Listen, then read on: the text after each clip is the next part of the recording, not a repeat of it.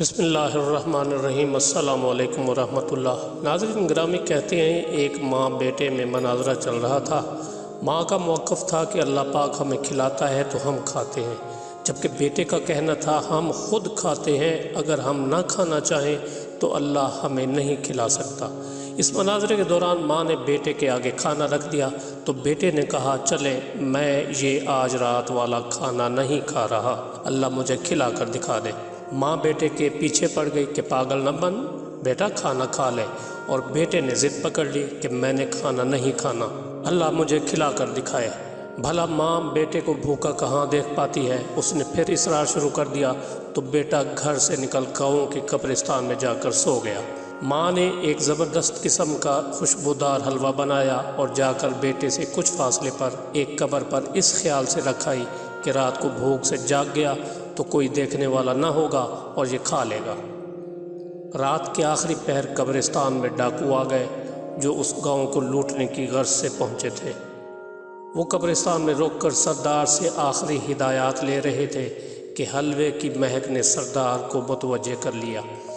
قبرستان کی تلاشی لی گئی تو حلوہ اور وہ لڑکا دونوں برآمد ہوئے۔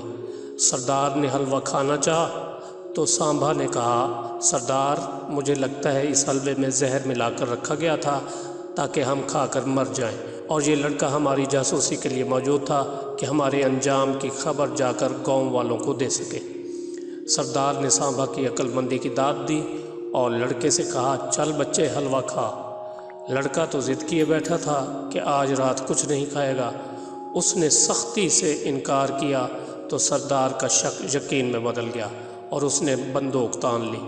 لڑکے نے سر پر منڈلاتی موت دیکھی تو حلوے کی پوری پلیٹ کھا گیا۔